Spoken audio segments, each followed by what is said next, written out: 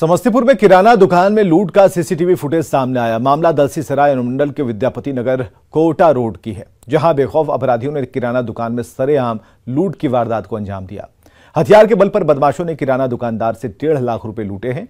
4 बदमाशों ने लूट की वारदात को अंजाम दिया। अपराधियों की करतूत सीसीटीवी में कैद हो गई है। सीसीटीवी फुटेज के आधार पर पुलिस अपराधियों की तलाश में जुट गई है।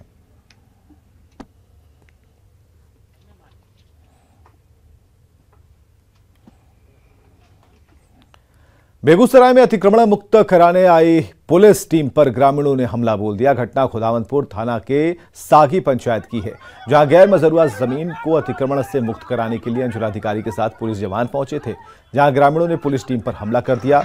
पुलिस टीम पर रोड़ेबाजी की गई। बचाव में पुलिस टीम ने भी ग्रामीणों पर लाठियां चटकाई, साथ ही अवैध अतिक्रमण पर बुलडोजर चलाकर अतिक्रमण से मुक्त कराया। बिना कुछ खर्च किए अपने किचन से होम बेकरी बिजनेस करके 40,000 रुपए महीना कमा रही हैं। आपको भी ये करना है तो फ्रीडम ऐप को अभी डाउनलोड कीजिए।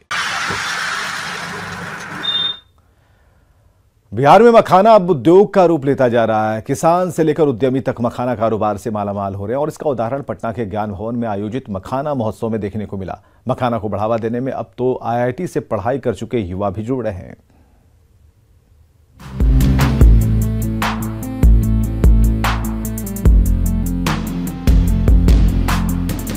मिथिला मखाना को GI टैग मिलते ही इसकी पहचान पहले ही ग्लोबल हो चुकी है,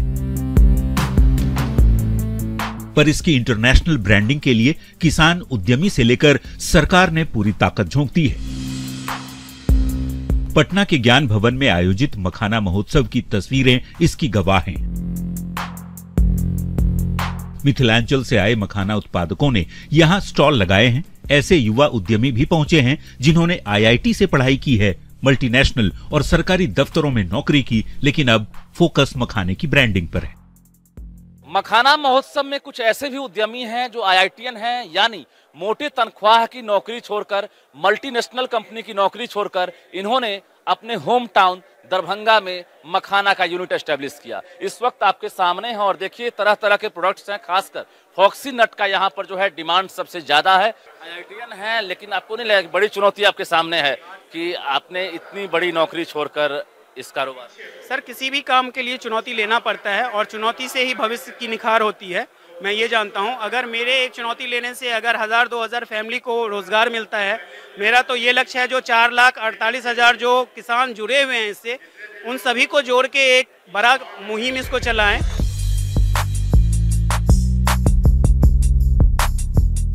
पहले मखाना की परंपरागत खेती होती थी, लेकिन अब काफी रिसर्च वर्क से इन प्रोडक्ट्स की तैयारी बड़े पैमाने पर हो रही है। लक्ष्य मखाना को घर घर तक पहुंचाने का है। ऐसे में इस पहल से उद्यमी से लेकर मखाना किसान तक उत्साहित हैं। रिजल्ट अच्छा रहा मार्केट में। अभी हम लोग कमाने पे मतलब इनकम पे फोकस नहीं कर रहे, हम लोग पब्लिसिटी के लिए जो है अपने प्रोडक्ट को हाईलाइटेड कर रहे हैं। तैयार कर प्रोडक्ट ऐसे 50 प्रोडक्ट बनाई हुई हूँ, जैसे स्नैक्स है, बर्फी है मखाना की, लड्डू है, केक है, कुकीज है, नमकीन है, नमकीन काजू है, रेबड़ी है और बहुत सारे आइटम है। भी प्राइवेट सेक्टर जॉब करी चलिए तो प्रॉफिट होते नहीं चले। एग्रीकल्चर में देखलिए कौन करी हमरा से कौन भऽ सकते, कौन काज भऽ सकते, तो देखलिए मखान इंडस्ट्री में यदि नया कहीं रूप लऽ रहल छै, ग्रो कर रहल छै, हम एहिमे काज करी तो हम बहुत जल्दी सक्सेस हमरा भेटत दोसर का अपेक्षा।